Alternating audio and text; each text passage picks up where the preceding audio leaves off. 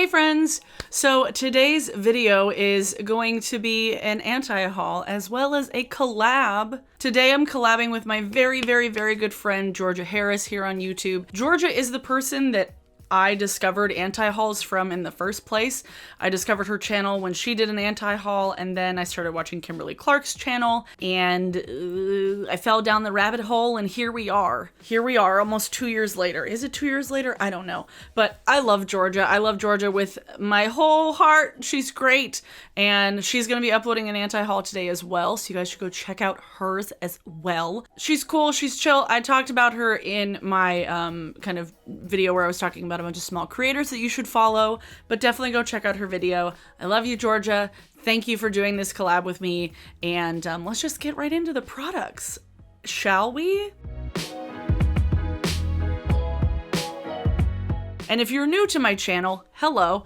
Anti-hauls are a way of counteracting the kind of incessant buy kind of nature that the YouTube beauty community operates under. It's essentially just talking about products in a different way to kind of curb the consumerism, you know? And if you like any of these products, if you want to buy any of these products, if you've purchased any of these products, please don't take it personally. This is just my personal opinion, and I'm being hyperbolic for the sake of being hyperbolic because everybody else is hyperbolic when they're talking about, you need this all the time. You don't need any of this. So let's just get on into the products. First thing we're going to talk about is this big old selection of vaults from ColourPop. Now, I think just vaults in general are something that I don't need, something that one does not need to buy, because at least looking at this ColourPop vault, there's so many lipsticks that look so similar. They have a lippy stick vault, they have the vault of all of the monochromatic eyeshadow palettes, they have a glitter vault, they have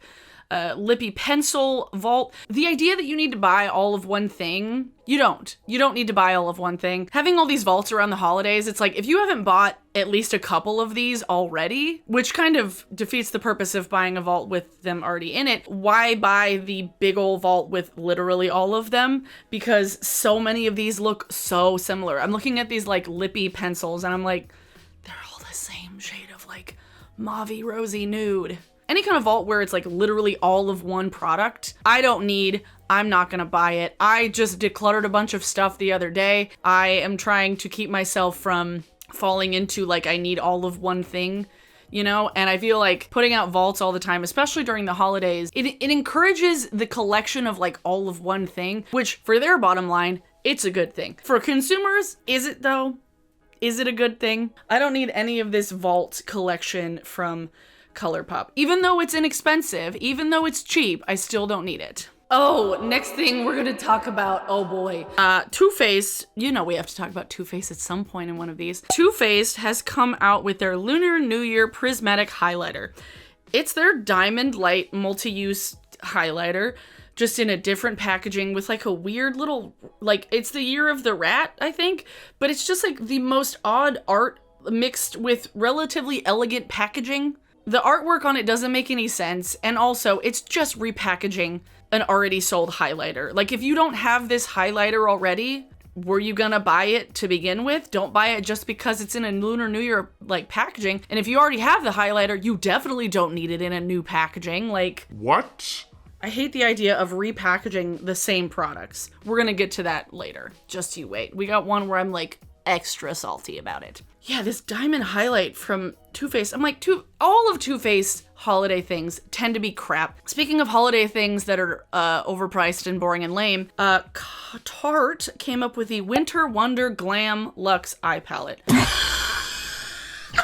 I can't with Tarte's puns. Tarte's puns make me want to stick a pencil in my ear. Tarte and Too Faced notoriously have worse quality for their holiday products, and this thing is like $54 for like a big kind of neutrals palette, which is probably not going to be as good as Tarte's regular palettes. This is just not going to be the same quality as year-round products because holiday products are just never the same quality, and it's so boring. It's got like some kind of like purpley tones, but then it's just a lot of neutrals. It's big, it's boring. It comes with a little brush that nobody wants, and it's just a pointless release. I hate holiday releases, especially from Tarte, because damn, that's Winter Wonder Glam. Really? How old do you think we are? Oh, right, because they market to children. Speaking of which, Tarte's back with some more Shape Tape, but not actually Shape. So the thing with Shape Tape, initially when Shape Tape came out, the name kind of played on the idea of being able to kind of like emphasize the shape of your face, highlighting and contouring because it was a contour concealer. And then when they came out with the foundation, it like didn't make as much sense because it's like you're not shaping your face with a foundation. And then now they have this Shape Tape Glow Wand Brightener, which is essentially the YSL Touche Éclat from a different brand and with more shades. But even then, there's only like 8 shades of this. So I don't know what the purpose of it is. Is it full coverage? If it's full coverage, I don't think it's full coverage, but if there's any sort of coverage, they need more shades. If it doesn't have a lot of coverage, what's the point? Like, I don't understand these like wand glowy thing, because it's like not a highlighter and not a concealer. It's just a brightener. It's just they're adding more steps to a routine that we already have a lot of steps. We already have too many steps. We don't need another step, Tarte. And they just like slapped the Shape Tape name on it to sell more because people are like, oh, Shape Tape, I recognize that. I need to buy this too. No, you don't. You don't need this brightening wand. Tarte is turning into Urban Decay with like Naked.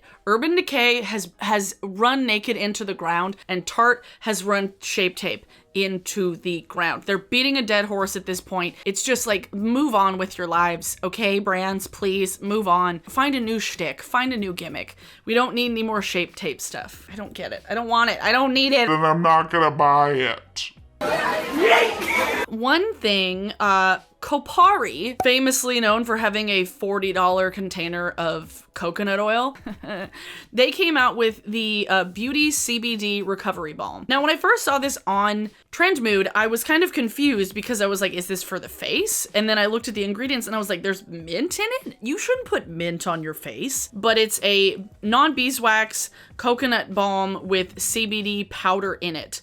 And they have another thing that's a CBD body calm cream. I don't know what the difference is between the two. And then a CBD deodorant. CBD deodorant isn't gonna do anything. I own one product now that has like a cannabinoid oil in it from First Aid Beauty that I got from Octoly this year. And it's fine, but something about skincare brands that are like Sephora kind of based skincare brands that are like clean beauty, kind of jumping on the CBD train and jumping on the weed wagon, you know, it's clearly just like a trendy money grab at this point. Like, I'm not gonna buy CBD products if I'm not at a weed shop. Like, if I'm going into a pot shop, if I'm going into a dispensary, that's where I trust things, you know? I trust things coming from companies that started with weed. I don't know if these skincare brands know what they're doing necessarily. I feel like they're just like throwing things in to products to sell more of it. That's just how I feel about it, and I don't want to buy anything with weed in it unless I'm buying it from a weed store, you know?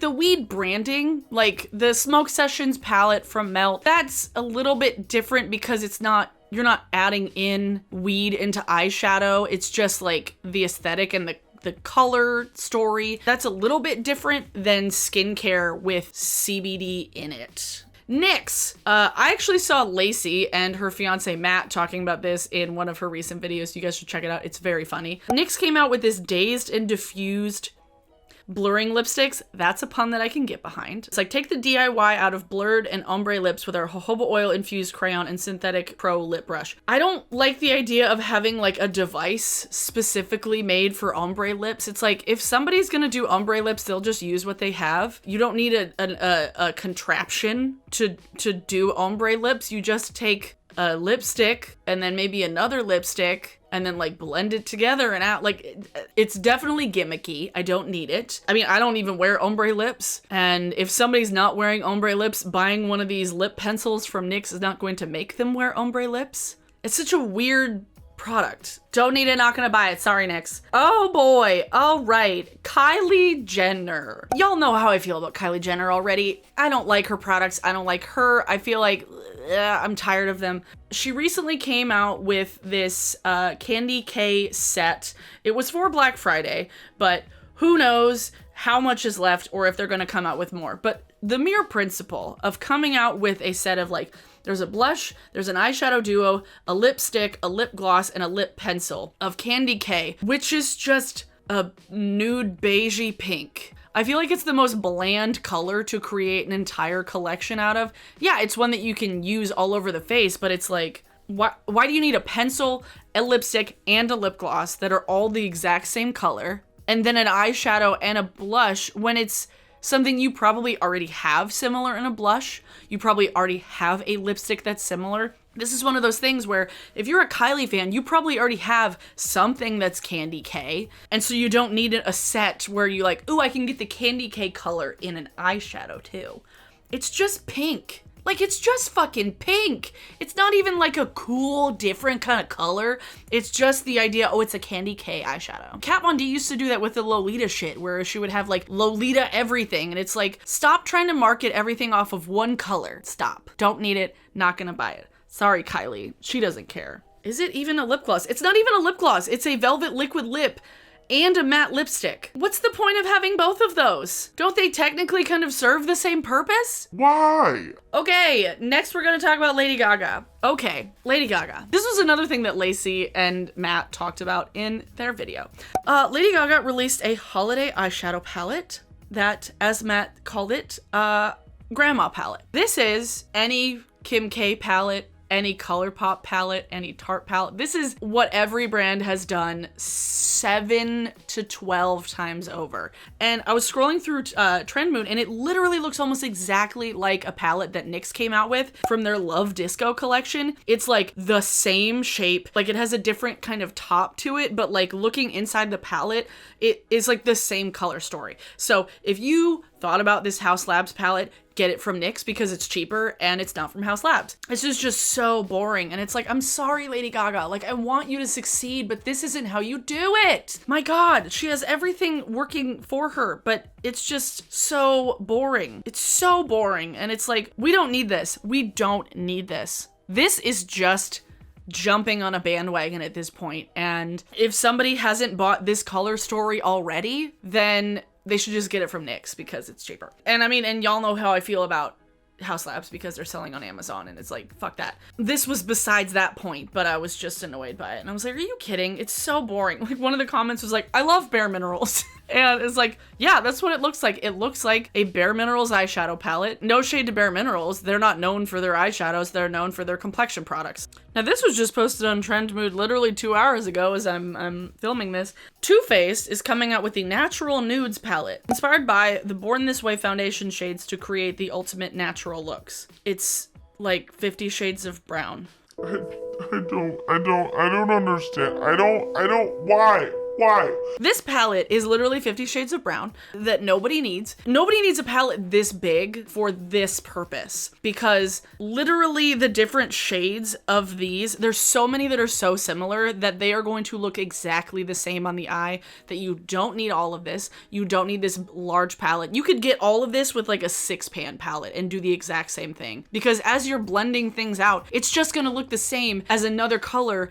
that you put on slightly more opaque. I don't understand this like need to have literally every gradient of brown. When you blend out brown, it's just gonna look brown. Oh my God. Literally all they need are like a few different undertones, maybe a few different finishes. Bam, boom, done. And they don't need a giant all browns palette. Also, it looks ashy. Like, who asked for an eyeshadow palette inspired by foundation shades? What?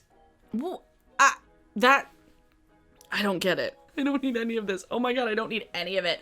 Now, the last thing that I'm going to talk about, and I know this is gonna be like slightly, like directly at Georgia because I know she wants this and I know that she saw it and she was like, oh my God, you guys have to stop me. You have to stop me. I want it. Oh no. Pat McGrath.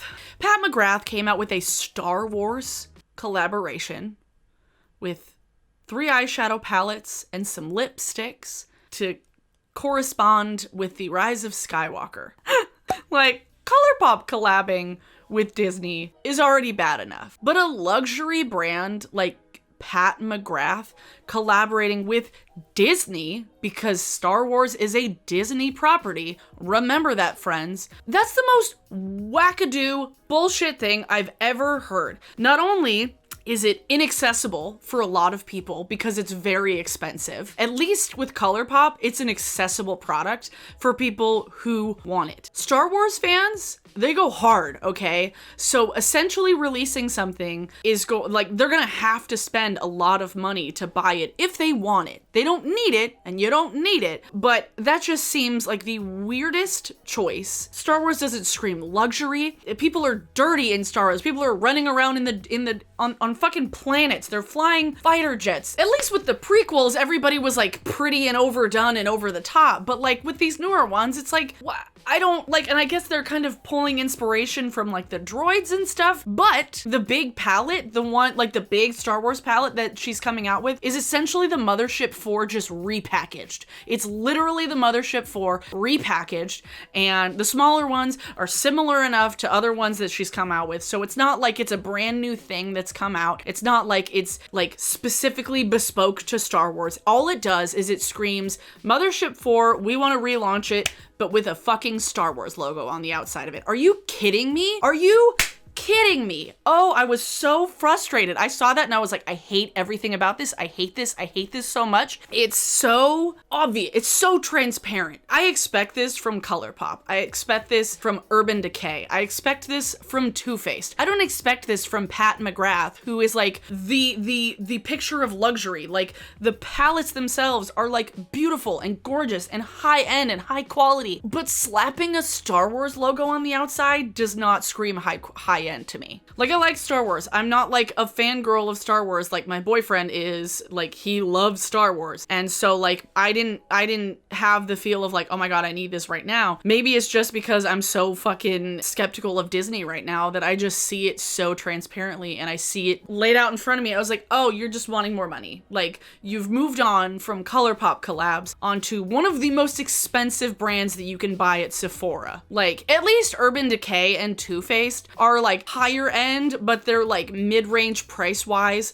At least an Urban Decay palette is still like in the $40-some range, same as Too Faced. The big palettes that Pat McGrath has released is $125.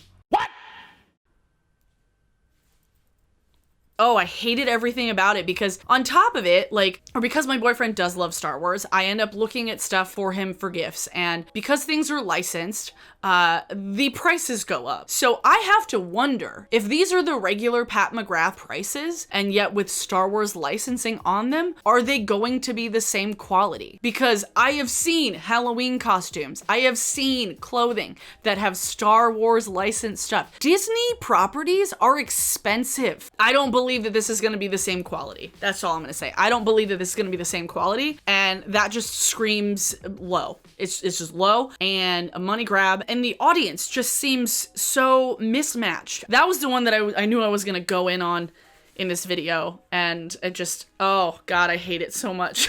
Please don't be offended if you want to buy it and you like it, that's fine. But for me, I was just like, oh no, why? So, yeah, I didn't realize to get a little shouty here at the end, but that's just how I feel, okay? I don't need any of this Star Wars and Pat McGrath collection.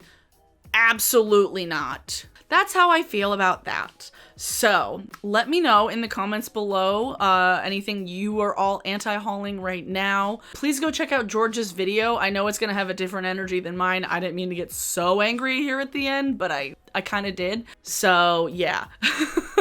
If you like this video, give it a thumbs up. If you are new here, hit the subscribe button if you want to stay and watch more and watch me yell about more things that Disney does. So, yeah. For today's song of the day, let's see. What could it be? What could it be? Oh gosh. Oh no. What could it be?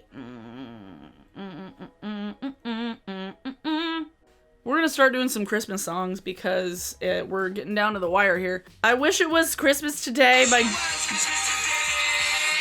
I Wish It Was Christmas Today by Julian Casablancas, and it's originally a song that Saturday Night Live did many, many years ago with Jimmy Fallon and Chris Kattan and Horatio Sanz and Tracy Morgan. And then Julian Casablancas of The Strokes did his own version of it, and it's fucking awesome. So check that song out. The rest of the songs through till Christmas will be Christmas songs. So if you don't want to hear about Christmas songs, too bad. thanks so much to my patrons. Y'all are fantastic. I appreciate you so much. Go check out George's video, and I will see you all tomorrow. Okay, bye.